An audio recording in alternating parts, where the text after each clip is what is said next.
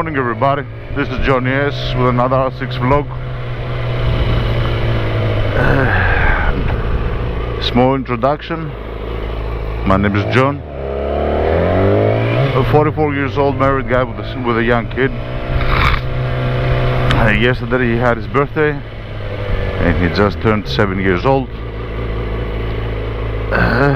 Living in Greece, grew up in Australia, and I've got a YouTube channel and we're doing general content including bikes and games. Let's go a little bit forward if we can. Yeah, okay.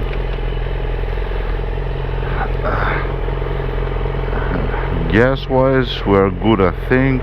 Okay, it's 8:30, we're leaving a little bit early, taking a little bit more of a chilled out road, so we can chat. Today's topic is going to be about jobs again. So to whoever is bored, they don't like it, tune out. So, you know, but we'll have our little chit chat at the beginning also. We'll talk about some different things and then we'll get into our topic. I had one job in mind to discuss, but you know, I might mention a few more. So we had a few of technical difficulties. Yesterday I was supposed to record and something happened with the GoPro camera and it was not recording. I do not remember if it was my fault that I did not press the button or something else happened. Hopefully it's the first one, but we'll see today. And additionally we have some problem with the audio sound again. It seems I'm never going to be able to fix the goddamn audio. And the audio problem is seems to be the same thing always. It's basically the connection which is at the back of the GoPro media mode, the RC jack, seems to lose connection. At the beginning when I first buy it, what a fucking idiot. No. At the beginning when I first get it, that's how the old fucking people kill fucking people on the roads. Fucking idiots. Anyway, you see a fucking bike coming, you do that shit. So that seems to be the problem. When I first, I had the same issue before. If you remember, I had the RC jack. It used to lose the sound. When you twist this around, like I'm doing it now, there should not be any crackling noises, let's say. But because of the connection, something's happening. I don't know if it's the media mode that it's not too tight, the RC jack, or if it's the actual connection. The last time the way that I fixed it is I replaced the cable, so I put a different RC jack. What happens to the RC jack and it's the way it is, I have no idea. Anyway, again we have the same problem. If that is the case, it's going to show. What I'm going to do is I'm going to possibly switch the audio from stereo to mono. It seems that whenever I have this issue, either the left or the right hand side of the microphone works. So if that's the case, I'm just going to play whatever channel is and I'll put it on both, you know what I mean, just so people don't hear the sound wonky. Instead of trying to, you know, fiddle around and keep on changing the goddamn extensions. Unfortunately I cannot connect the microphone directly to the GoPro camera because it's not long enough. The positioning is at my helmet. So give me 1 second to go through the toll gates and we'll be right back. And we're back.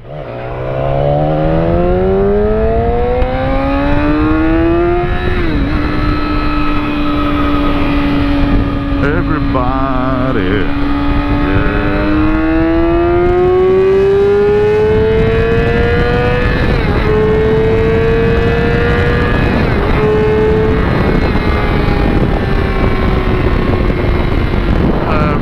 Today.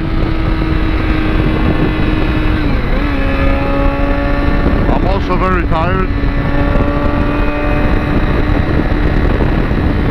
I don't know what's happening, but think I might need to go to the doctors and do a checkup. I seem to be running out of energy quite easy. So, you know, I gotta maybe there's some vitamins missing. I know that the weather is kind of, you know, difficult, let's say, with the heat and everything, and I know that in general my body is really stressed out during the summertime. So that is something that, you know, it's always there. I know about it.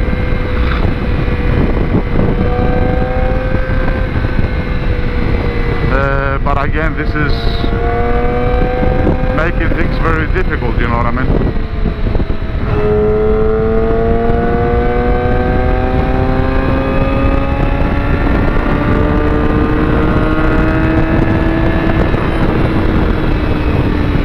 I've got no energy, I'm very tired all the time. Yesterday, for example, I went to bed early. My sleep was relatively good, and yet I'm still tired, you know what I mean? This is, I cannot, you know, this is not explainable, you know what I mean? And to be exact, I went to bed around 8 o'clock, 8:30, 8 o'clock, like for the love of God, 8 o'clock.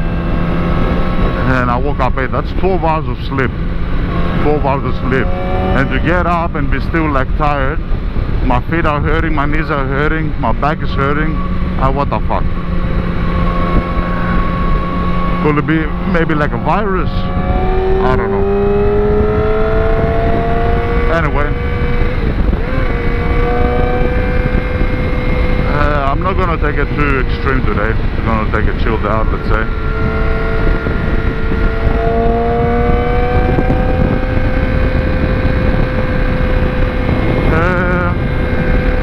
Okay, these are some of the off-topic discussions, let's say. Another thing that I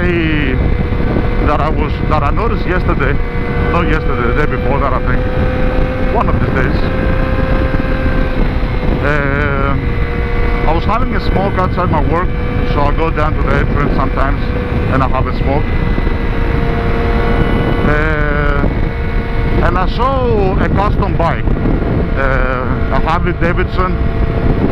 Awesome fucking bike, and I realized that I really love those bikes.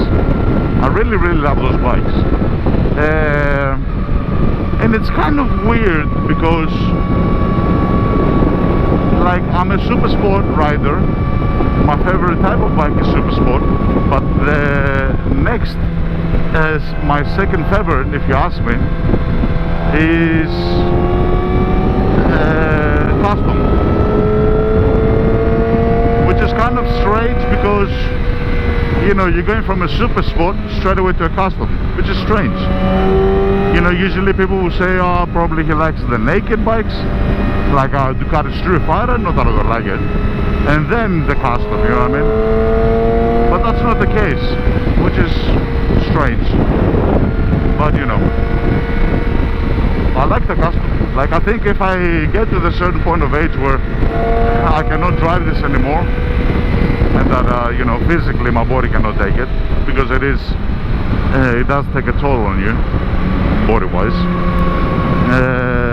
that I'll probably get a custom bike, you know what I mean?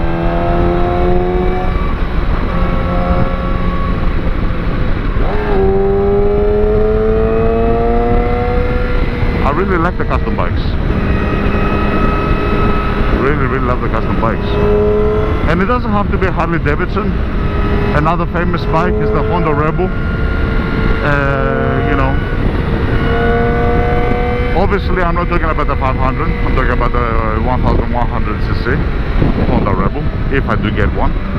And they're relatively not cheap, but okay, they're between 10 and 12,000 depending on the year and model.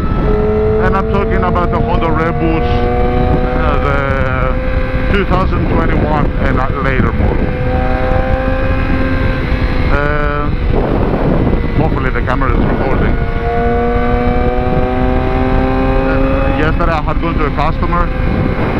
I was early, I was like 30 minutes early, and I was actually sitting outside talking, and then I take my helmet off, and it was not recording. Awesome.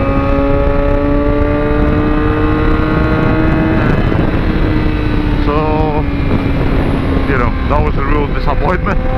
It has never happened to me before, and I always press the buttons before I leave, you know what I mean? So that's why I'm saying I don't know what it is, but very strange, very, very strange. I usually press everything, you know what I mean? Anyway, so one of the jobs, so we don't, you know, take too long, and it was a hilarious job. It was, I worked on an undertaking, you know, company. Basically, there's a company. When somebody dies, they take care of whatever needs to be taken care of. You know what I mean? It was a big company. It was not like in Greece here, where it's just like a little office, and they organize, you know, the burial and everything. These guys had a factory. They had a factory which was a marble factory. They used to cut the tombstones and everything. They used to cut the tombstones, and they had the office which took care of all the, you know, things. So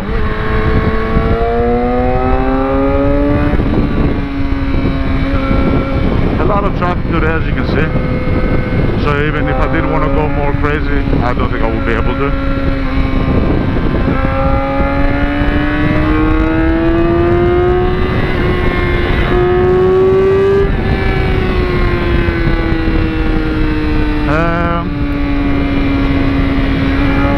My friend used to work at that company. He was their accountant. So he was in charge of all the logistics and the accounting. And he told me that the guys are looking for a 3D designer, graphic designer, something like that. I thought, okay, why not? And because my friend used to work there, I used to go to the company and chit chat. I used to work as a freelancer, so it was one of these jobs that I did part-time. You know, I had school and everything, and I did different jobs as well. So I did that job as a part-time job. I was basically working from home, but sometimes I went to the guy's company.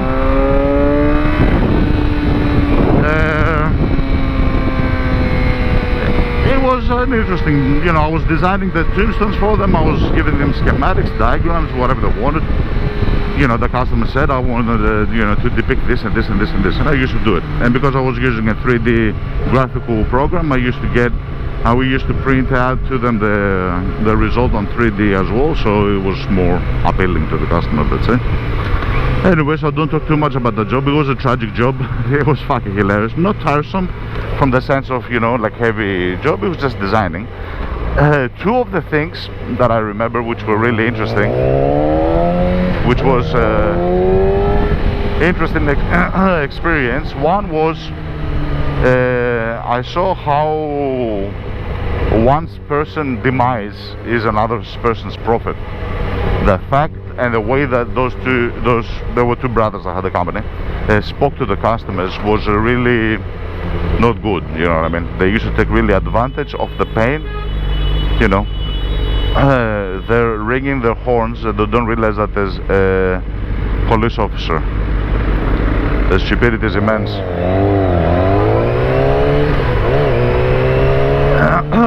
So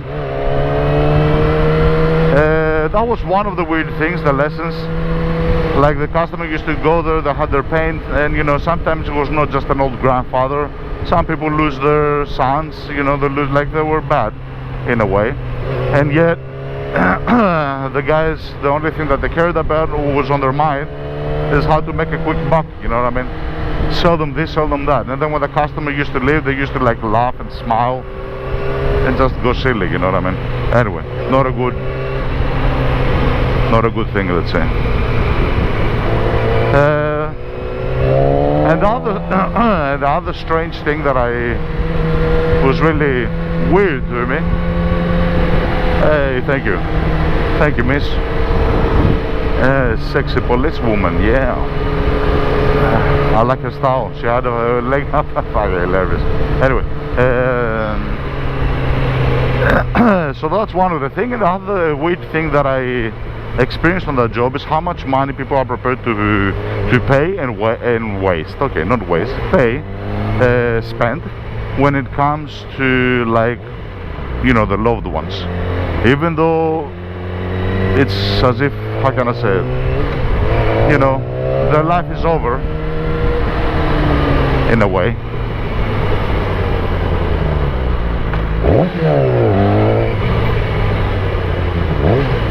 Their life is over in a way, but you know, nevertheless,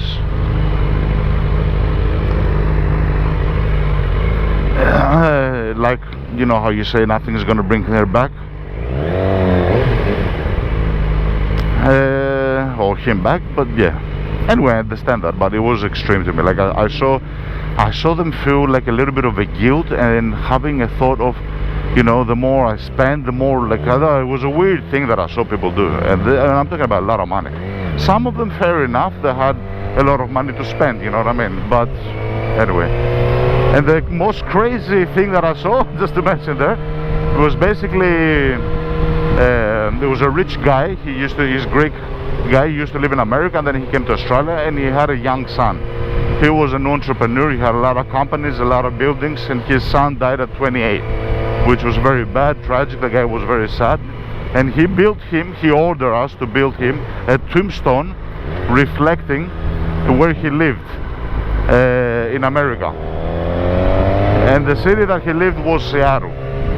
So he wanted us to design the tombstone to be full of buildings, that specific point where he lived, and he wanted the building that he lived to be in gold. The rest was white marble and gold, the building that he lived. And I did that. That's why the 3D Studio Max was good back then, because you can really put the colors in 3D perspective and change it and show the customer before he pays. Because it's a lot of money, you know what I mean? If you're gonna make something from like granite and marble, like a little piece like that, you can understand how big it is, how expensive it is. You know, think about now making this whole thing. Fucking idiot, this is a bus lane, moron. Anyway, so that was one of the weird jobs. And the other strange job, the other was the job right after that one, was basically working at a computer shop. So I finished that job. I did do a couple of works for them, but the money was not steady, you know what I mean? It was very small amount of money. It was extra cash. I used to work at night times from my house. I used to get the design, send them out to them and everything.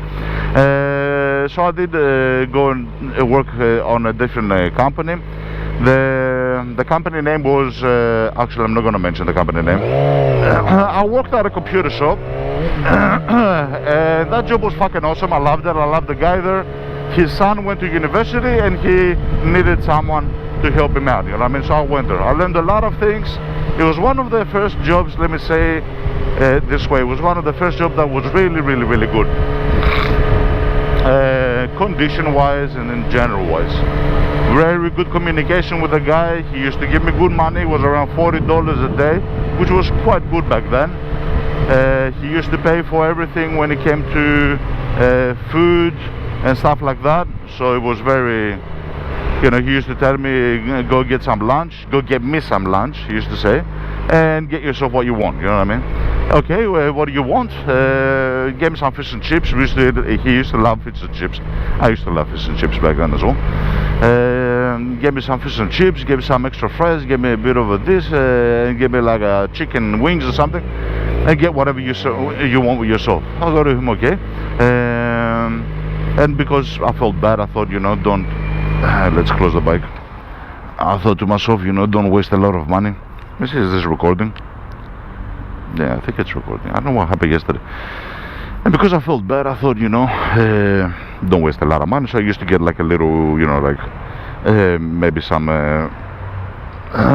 you know, maybe some chips, for example. And he knew that. And that's why the extra things that he bought was for both of us. And sometimes he used to give me more of the extra stuff, you know what I mean? So he was an awesome guy. He used to take care of me. He did the best that he could, and I learned a lot of things as well. because he was by himself, and before that he had an accountant. His son was working. He told me that he's trying to actually do internal the things. So we bought a program back then. I think it was called MYB, which means Mind Your Business. It was an accounting program. I had no idea about accounting, but we worked on it together. He told me, "Are you in the mood to learn?" I go to him, "Hell yeah." We installed the program. I learned how to do all the accounting things for him. I did all the orders. We fixed the storage for him. We created an inventory. I fixed the front of the shop. Together we fixed the front of the shop. We made it more to have like a display of computers and everything. So we made like specific packages which were appealing to customers on cheap prices, and they used to buy a lot of those. And we used to make put together custom PCs that the customer wanted. So that lasted for around 1.5 years, around there. And then his son also started to doing what I did. So he used to be like university. The first year he did it like full-time like me, and then he did it part-time. He used to work on his dad. So for like a couple of months at the beginning we were both together in his company, but I mean there was no misunderstanding. The guy had told me that you're going to cover for my son, and when my son comes back, I'm going to take him back. So I knew what was going to happen. And his son was an awesome guy as well. We used to sit together.